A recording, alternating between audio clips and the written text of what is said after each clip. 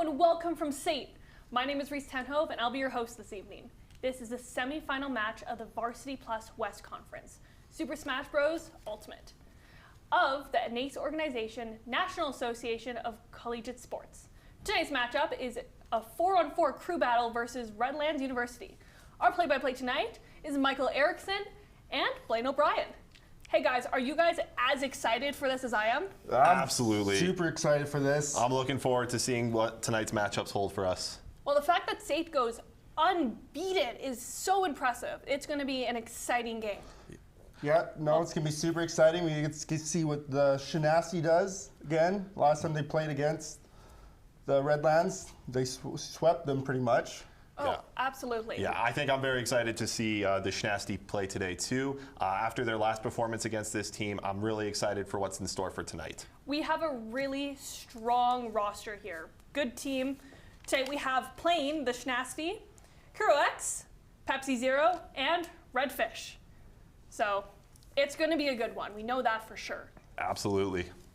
As for Redland in California here, we have Ecstatic Emolga, Odin Man, Slime Boy, and JJ Wins. Yeah, it's going to be super interesting to see what they can bring to the table playing against the SAIT Trojans. There are going to be some very good games tonight, that's for sure. It's going to be good battles. Yeah, I expect every player playing tonight to give it 100%. Absolutely. It's so neat as well that we can play cross-country like this too. This is my first time being able to do this and having this team in California right now where we're here in Calgary, Canada. It's just really neat. It's a neat experience for everybody involved. Not often are you able to broadcast and then play competitively for your post-secondary. Mm-hmm. Absolutely. Yeah. Yeah, you could say we have a lot of really good sports and lots of opportunities for students to play. And overall, it's really neat. Yeah, no, schools all across the country, both Canada and America, get to play all across against each other and just create such an amazing esports place, like with NACE. For those of you not that familiar with Super Smash Bros. Ultimate, here's Levi Kun with some basic Smash breakdowns to help you understand the game.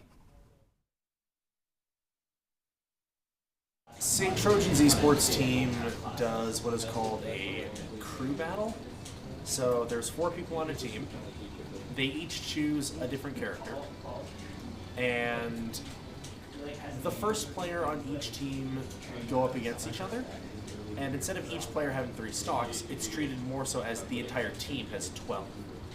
So if player 1 on team A beats player 1 on team B, but player B takes away 2 stocks, then the next game will be Team A player 1 versus Team B player 2, and A1 will have to self-destruct twice at the beginning of the match. So then that way, they're down to 1 stock, same stock numbers they had at the end of the last one. There are a bunch of other characters that I play just kind of casually. Marth, Palutena, Me Brawler, Corrin. If I'm playing competitively, I play Zelda. Zelda has several moves that are designed to sort of attack the opponent on the way there. So, for example, her down B, she summons a giant phantom warrior thing that she can throw out in front of her. It's one of her best moves. Her side B allows her to just shoot out a fireball that she can detonate at a location. When someone does get up close, getting them off of you and giving you enough time to go and reset and get to a place where there's space between you and them. Her up air, down air, forward air, and back air can all kill you out of nowhere if you're not careful. Her neutral air is another one of those close range getaway tools. While we're waiting for this first matchup, guys, what are your favorite Nintendo characters? I personally love playing Kirby. Every time I play this game up, I'm going as the yellow Kirby. I spam the down B. That's my strategy every single time. That might be why I'm sitting at this desk and not playing in this tournament today. How about you, Blaine? I would have to say Zelda. You know, I like that night special that does, and I think it's pretty cool. So. Yeah, I don't have quite as much Smash experience as these guys, but I grew up playing a lot of Mario Kart. Which I know, funny answer considering this is a Smash tournament, but just, you know, Mario. It's classic, safe. You can never go wrong with picking the red plumber. I don't think so, you know? He's a man of many skills. Absolutely. What are you most excited to see tonight, Reese? Oh man, I'm really excited to see the Shnasty and how he performs in tonight's game. Like you guys said, the way he just swept through last time they played, we're in for a good show from him. Yeah, no, I'm hoping for a really good show from him and see what he can bring to the table playing against Redlands. And hopefully, you know, maybe another sweep again. That would be awesome to see. We could get another iconic Shnasty performance tonight. And that would be amazing. We're here for it. We're ready. And what about you? Sorry, you didn't answer. What am I most excited to see Yes. tonight? You know what? I just hope everyone has fun. I like that. This is a fun game, and you know what? At the end of the day, this is a really cool experience. Let's make the most of it and just have a great time tonight. And I agree. Although Sate has gone undefeated, and if we see them lose tonight, I cannot imagine they will be going home happy. Yeah, it would be a heartbreaker if that were to happen tonight. I know every player on this team is going to give it 100%. We are in for an exciting matchup tonight. Absolutely. Anyways, so I know that I guess we should talk about what stages we could possibly be seeing tonight. You know, there's a few stages that are on the docket today that we could be expecting today. Are there any stages that you guys are hoping to see play tonight? well, I'm just looking at what we have going on here. I think, you know what, I do think Smashville will be fun. It is our only stage that does have some movement to it. And I'm just interested to see how they're going to navigate that environment. And you know what? A stage based around Animal Crossing and a fighting game, I think that's just hilarious, given what Animal Crossing is. Seeing a fight there would be pretty funny. And the irony, you know, you go from farming, doing a little bit of like tax evasion to demolishing your opponents. It's hilarious. Ah, it's the two best crimes to commit. Blaine, what about you? I hope we get to go into the counter picks. Hoping we can see Hollow Bastion. Ooh. Be a good one to see. Oh man, yeah. I love some good DLC stages. Exactly. And what about for you? I'm personally most excited to see Pokemon Stadium 2. Who doesn't love Pokemon Stadium? I mean, it is a classic stage. So I do hope we get to see that get played tonight. Absolutely. Yeah, no, we have a really good setup. We've got a lot of really good legal matches here. I'm just looking, like the graphics of this game are beautiful as well. Can we just take a moment to appreciate that they took the time to animate all these characters and put them in this, like these styles that they were in their original games, all into one thing? I still can't get over that this game was actually made. I'm still in 2018 reliving that drop trailer. Absolutely. I remember when it came out and just sitting there and going, that can't be. I locked myself in my room for 2 days straight on release date, and I did not put the game down once. Who was your go-to? Oh, my go-tos were the Yellow Kirby and Bowser. Those are my go-tos every time. And are they still your go-tos now? Oh yeah, absolutely. Any character where I can just spam the same attack over and over and like have no repercussions for doing it, that's my go-to. I agree.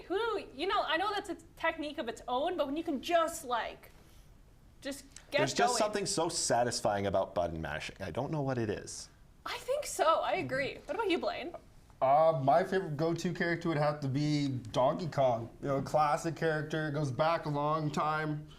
Throughout history with the original Donkey Kong games. Can we petition to get Seth Rogen to update the voice in the game? That would be amazing. I think we'd see a lot more Donkey Kong. I want to petition an update for this game where we get Seth Rogen as the voice for Donkey Kong. That would be amazing. I want to hear Seth Rogen grunts as he gets hit. I don't know if I think that'd be an interesting watch for sure. Yeah, no, I think Donkey Kong though, like the fact that he's coming through and his original game was already trying to knock you off, it ties in nicely to Smash. You know, there's a stage in the game that's just the first level of Donkey Kong. The entire layout, like the red platforms and everything, and it throws the barrels at you too. It really brings that nostalgia back. Yeah, oh yeah. Well, while we're waiting, let's have a look at the television program here at SAIT, part of the radio television broadcast news program, or as we like to call it, the RTBN program. Let's take a look.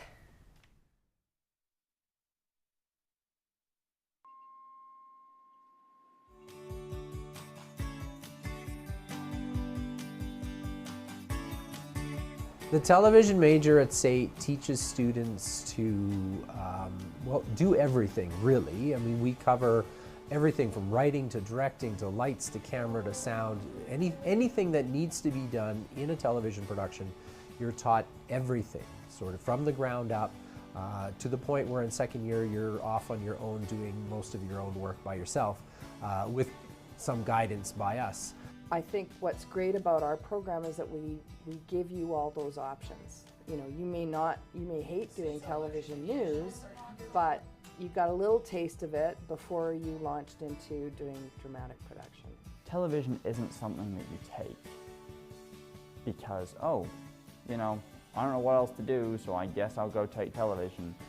Not too many people's parents are encouraging them to go into television if they haven't got a television background themselves.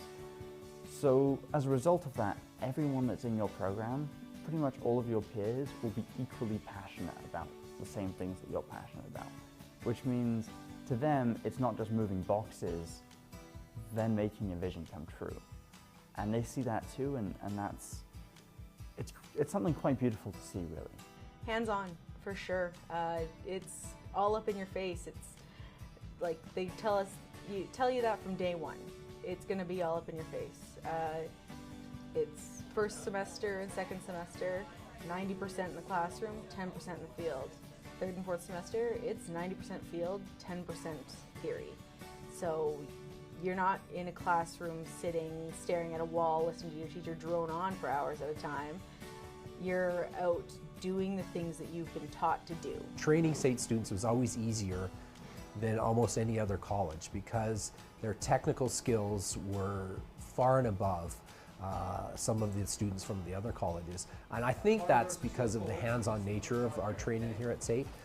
We do everything exactly as it's done in the industry so that when the students graduate and they move on, they're absolutely job ready and they're just ready to step in, and therefore they require less training. So it's a real treat to get a SAIT student. To come into a program where I have to plan and make sure, I think 3 steps ahead of what I'm doing was a big change and very interesting for me to do and adjust to. And I think that's probably the biggest thing I've learned while being here. If you're really passionate about telling stories and creating content, this is the place for you. I really felt that after being here for just a couple months, I was well immersed into the community of SAIT, and I really felt comfortable calling it my home. It seems we're experiencing some technical issues on the gamer side here, so you guys are still looking at our lovely faces. And I grew up playing a lot of video games, not a whole lot of Smash. What about you guys? What sort of video games did you grow up with? Well, you know, I grew up playing Nintendo. Super Smash Bros. Melee was one of the first games I ever played, so I grew up playing the franchise. It's been one of my favorites of all time. And you know, my favorite thing about Super Smash Bros. Is that it introduces so many different gaming franchises to new audiences. Absolutely. You know, there's so many things they pull from. It's basically like Fortnite before Fortnite was a thing, you know? So the fact that it just brings in so many different IPs, and I think that's such a great way to learn about them. So I've learned so many of my favorite games because of Super Smash Bros. You know, games like Kirby, games like Fire Emblem. I would have never discovered those without Smash Brothers. That's a really good point as well. It's a classic thing. I didn't play a whole lot of Nintendo growing up, but seeing Smash, like, I would play with friends occasionally in high school, and I'd be like, yeah, I recognize most of those characters just because of that media presence. Mm-hmm. Absolutely. Do any of you have like a favorite franchise that's ever been featured in the series? Ooh. I would say my favorite franchise would be Mario franchise. Yeah. As tacky as it is, probably Minecraft. I loved Minecraft as a 12-year-old. And seeing Steve in it now is kind of, it makes me laugh. Did you lose your mind at the Steve trailer when it first announced that Steve was going to be in the game? A little bit, yeah. Just not something I expected from Nintendo. Like, Minecraft is never something I've really associated a whole lot with Nintendo. And then I didn't think it was real. Mm-hmm. So it's funny now seeing and watching people play as Steve and building houses and stuff. And it's just like, what is this? Yeah, it's absolutely crazy. Me personally, F-Zero Grand Prix, Captain Falcon, one of my favorite characters of all time. I love those games so much. I've never played them. They are very, very difficult. I am not good at them. I've played them. I'm not good at them. Okay, you can lie. You can say you're really great. Oh, I'm the best. Yeah. I'm like a Champion. professional. Like I'm a champion. Yeah, absolutely. Very much. How about you, Blaine? Did you grow up playing any sort of video games? Yeah, I grew up sometimes playing on friends' DSs at school. I never had DS, but yeah, I'd play the like Super Mario World and stuff. Yeah. The DS, love playing those. Was never really good at them. Died a lot. Couldn't beat the hard levels, you know. Never got a Bowser. Yeah. So always struggled a little bit. We had but fun. Yeah, exactly. Had fun. My school banned the DS. Seriously? You couldn't bring. If you got caught with your DS, they took it away and they sent you to the principal's office. Really? Yeah, they were worried it was like going to promote gambling or something like that. It was kind of weird. Never understood why. And now What is every this, fourth grader has a 1984? phone. Yeah, exactly. It's crazy. Yeah, I mean, I also didn't have a DS growing up. We had a Wii. Everyone had a Wii. Yeah, I smashed at Mario Kart. I'll tell you guys that much. I was so good. I'd go home, so much Mario Kart. But then our Wii broke. And That is unfortunate. life has been sad ever since. I was surprised to learn my grandmother, who currently lives in an assisted living home, they have a Wii there, and she is cracked at Wii Really? Sports. Wii Sports, that's her thing. She is like unbelievable. Like she's better than me at it. I mean, that makes sense to have one of those things in Yeah. nursing homes, you know, keep Yeah. the elderly active, keep I them hip love with the it. kids and playing video games they hold too. tournaments. They hold tournaments at like the senior center. I genuinely love this though. Everybody, like, let's say Greg, Suzanne, you know, other people names, you know. Absolutely, it's a lot of fun. It's a lot of fun. No, that's awesome. I miss the Wii so bad. Like, it was the only game that my mom would play with us with. So growing up, like, now, like, we are predominantly Xbox household. I know, with a bunch of Nintendo fans watching. But we just don't have my mom playing anymore, and I miss that, you know? You should like teach your mom to play the Xbox. Yeah, I mean, we played a lot of Halo 3. Tell her to hop on Halo 3 with you right now. Mom's not a big shooter fan. She wasn't squadding up with you in Warzone or anything like that. She was not. That's unfortunate. Me No. neither. No, I don't play as many shooters as I used to as a kid, so yeah. Anyways, these SSBU players have more advanced terms for when they're playing, but for the more casual type, these terms make no sense. Let's learn some more advanced Smash concepts, like, you know, for people like me, with one of the State Trojans' very own in this next Game Advancer.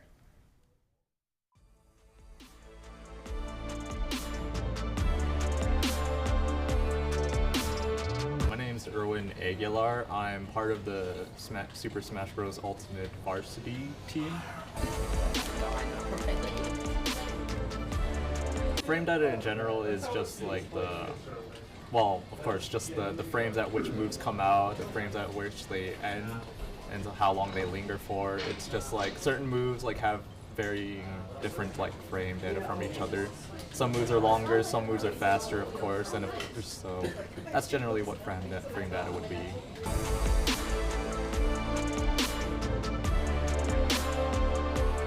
Hitboxes are sort of like connect to the frame data as well. Hitboxes depend on the hitbox. Like hitboxes are like part of like each separate move for each character in the game. So each moves obviously have different hitboxes, and of course, the frames that they last for, the frames that they end on, the frames that they come out on when you input them come out at different times. Of course, hitboxes are also like part of the characters. So it's like hitboxes can be where there are actually hurt boxes. Actually, is what they would be called, where on like characters have certain like parts of their model where they'd be able to be like hit by another character or by other moves.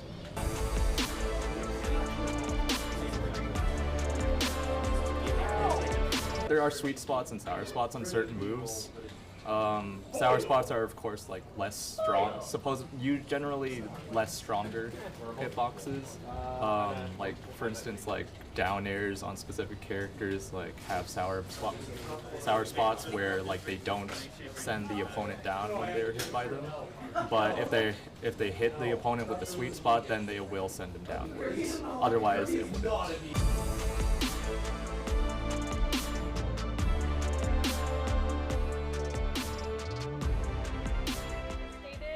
Yeah, we have to cut our time short talking about our grandmas and our childhood video games. But hey, luckily for players and everybody, it looks like those technical difficulties did get sorted out here. So up next, we've got the Shnasty versus Odin Man Terry playing on small battlefield. Well, and we're just gonna wait on that for a little bit longer here. This is going to be a good matchup. I'm really excited for this. I'm really excited for this matchup too. So we got Shnasty playing as Falco here. That's probably going to be a great choice for Shnasty here. We've got Odin Man playing as Terry. So this is going to be an interesting matchup to see. I'm interested to see what Odin Man has planned going up against Shnasty. They know Shnasty is probably one of the best players they've ever faced. So it's going to be interesting to see their strategies going into this match. I think so, yeah. What do you think? Yeah, it's going to be interesting because they're definitely going to have to come into this with a different game plan than playing him last time. You know, they're going to have to switch around what they did. You know, they probably watched what he has done in other games as well leading up to this one, just to try to learn his game plan and going forward. As color commentary terrier, what do you think it's going to take Odin Man to win? What's it going to take Odin Man to win? Just going to have to give it 100%, to be honest with you. Like, the Shnasty's got, will give it 100%. You got to give 100% back. I think if he gets in fast and gets in early and gives 100%, like you said, and just trying to get ahead of the Shnasty, that might give them that step up that he just needs. There's a lot of pressure that we're putting on the Shnasty, by the way, here. Yeah, I think another thing with Odin Man that they do have to watch out for is just making sure they don't get caught in any easy combos. I think last time one of the biggest issues with their team is that Shnasty was able to get a lot of combos on them right out of the gate. I think that's something they're going to have to watch for tonight. Yes, absolutely. Just immobilizing this guy and just being able to get him down fast. And I know that's what Smash is all about. But I think especially in this case, for all of them going up against our Trojans. Absolutely. Yeah. And what do you think Shnasty has to do tonight? Oh man, Shnasty just has to keep on playing just like how he's been playing in the past. Right now, where it's like after 8 o'clock, it could potentially have been a very long day for this guy, depending on what school was like. Could have been a 6 a.m. start. I don't know what this guy's life is like, but he just needs to push it down and push it away and stay focused and keep his head in the game. Yeah, it's going to be interesting with them playing on small battlefield. You know, we only got 2 platforms. It's a bit of a smaller map, so they're going to be closer together. It's going to be more combat right away. Much faster paced as well. I think that's what we can expect. Absolutely, especially with the stage being small battlefield. There isn't a lot of room to work with there. If you make a mistake, they will capitalize on that mistake. Every second counts in this one. Absolutely. Yeah, I'm also interested in just seeing what the other pairings are going to be like for the rest of the night. We don't know quite yet who they're all going to be playing with as their starters. We only have the Trojans list on our end. So that's coming as a surprise for us. Yeah, I am surprised to see that they're going with Terry for this matchup here, especially with the stage being small battlefield. I am a little worried about the recovery. Yes. Falling off that stage is going to be a huge obstacle to have to overcome, especially with a stage like small battlefield. Yes. No, that's a really good point to bring up. I'm just curious on what the system was to pick small battlefield, maybe who that was that picked it. You know, if that was a intentional decision for Odin Man, and that they have some sort of plan figured out there. Or if this was something that the Shnasty and their team was like, we're going to use this in our favor and in our power. Yeah, one of the teams definitely chose a character purposely for this map. Who was it? We'll have to see. You know, we'll have to see who comes up on top in this match. Yeah. I think so. And like I said, we're putting so much pressure on the Shnasty tonight. And really, like, as Trojans ourselves, we carry a little bit of bias with us here. We do want our Trojans to win. But also, I want people to... I want to see some good Smash Brothers tonight. Absolutely. I'm looking for some good fights. I'm looking for these good games. Nobody wants to just get plowed over by anybody, and I don't think that's going to happen here. But all of us are watching for these fights and for these battles. Yeah, for sure. We should talk about some of the other State Trojans that we do have playing tonight. Absolutely.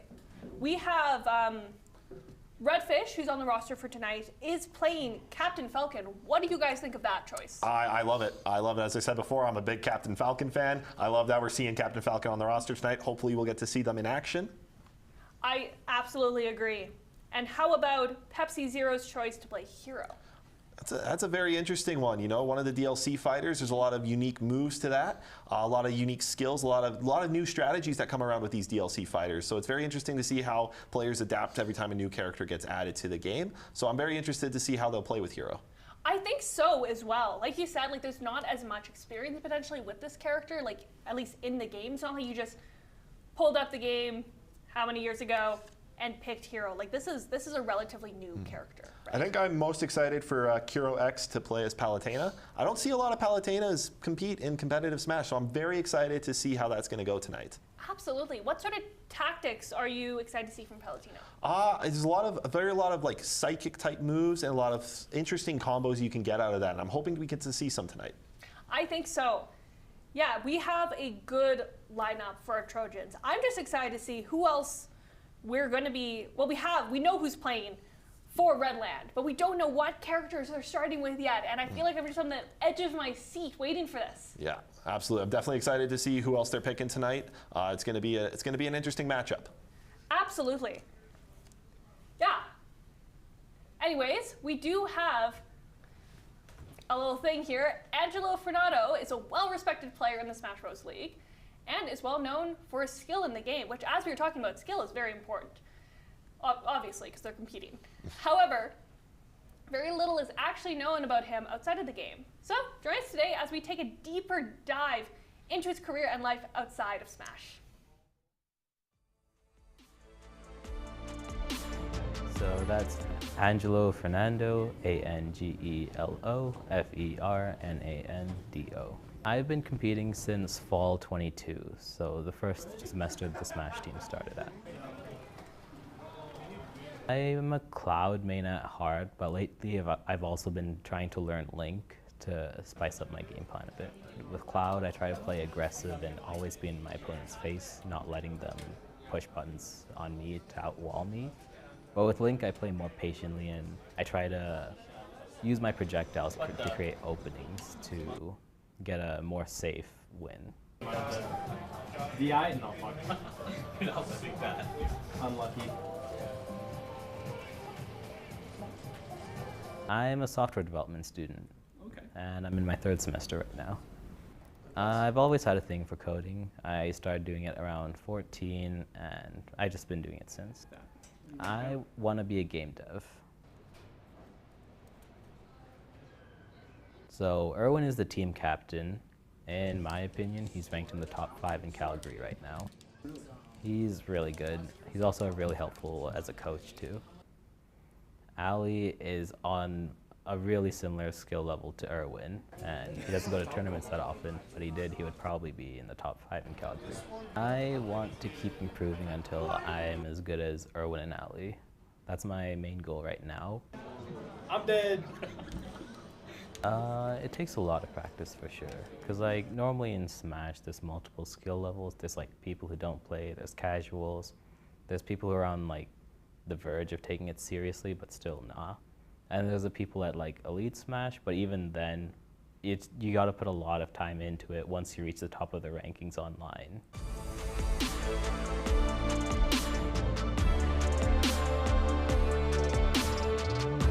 That was a very interesting player profile there. It is always interesting to see what goes in behind the scenes and how people kind of get to this point where they're so good at the games.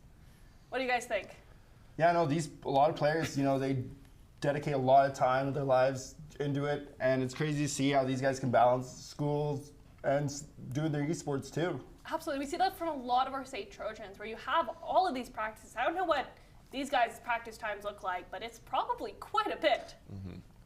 Yeah, what's this saying? It's like 10,000 hours of practice makes you a master at something. So just imagine how long they've spent playing this game. Oh my goodness. And then, like you said, battling with homework and school and group projects and work even. Mm-hmm. Like as a post-secondary student, you don't have all that much time. Right. So anyways, Super Smash Bros. Ultimate, as we know, is the 5th installment of the Super Smash Bros. Franchise over the past 25 years. Through the years, many questions have come up, and we have just the people to ask. Erwin Aguilar, who plays Kuro X, and Ali Alfrai, who plays the Shnasty, as we've been talking all about, are on the SAIT SSBU team, and they will be challenged with some of the most challenging and brain-draining questions we can come up with. So you're in for a real treat here. Would you like to make it to the finals every year but come in second, or win one massive tournament? Actually, I think I'd choose winning a massive tournament once, and that'd be fine with that. If I come second in every tournament, there's usually prizes for second place anyway, so I'm at least making money. I think win second. Wobble or be wobbled? Of course, I think that's a pretty obvious question. I think I'd rather wobble another person, my opponent. That would be best.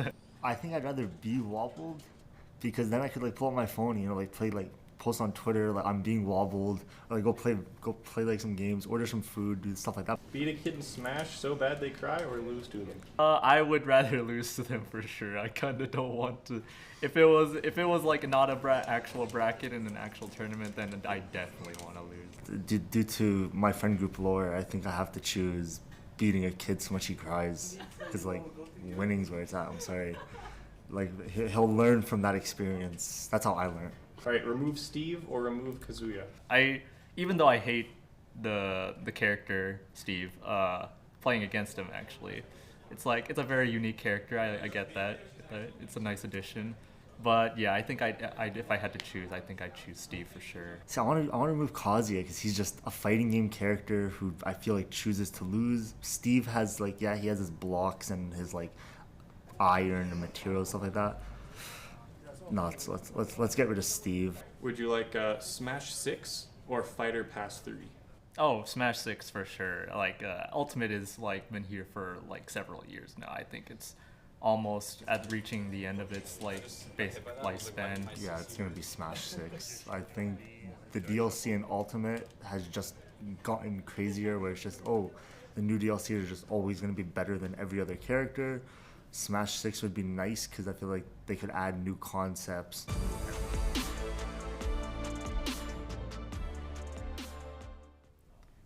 So all of us here are part of the radio, television, broadcast news program at SAIT.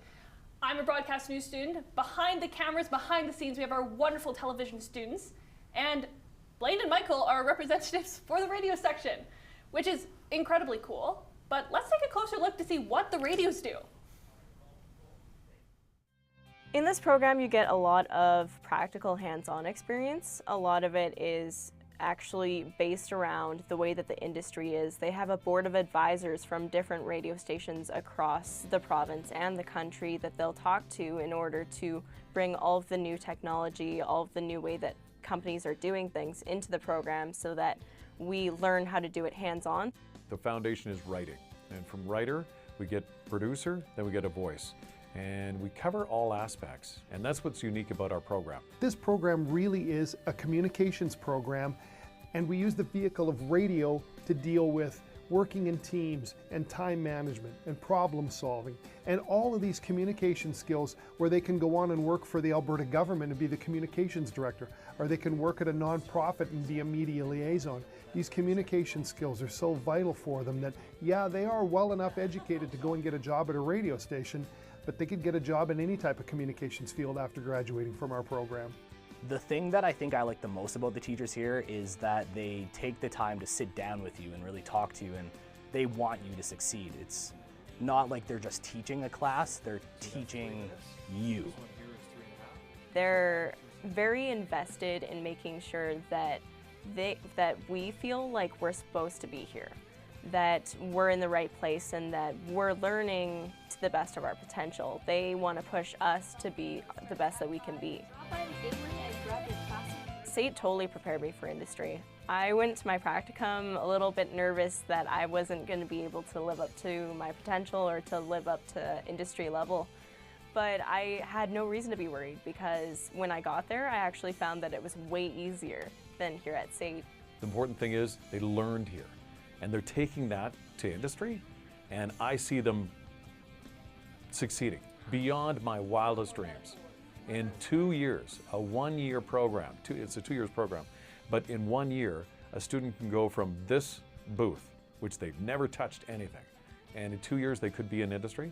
Some of them in a matter of 2 years outside of what we do, they're landing morning shows. Morning show is the #1 coveted position, and they're doing mornings, you name the city.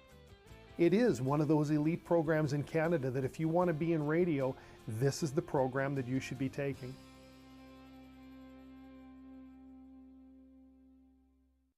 Well, unfortunately, we have some very bad news. Well, we've all been blabbering away, just killing time here. Redland has had a forfeit due to some technical difficulties. It is unfortunate to see. We were excited for some matches tonight. However, this does mean the St. Trojans will advance to the finals. Yeah, so December 7th, you can tune in to see the St. Trojans. We should all, or I believe I'll be back.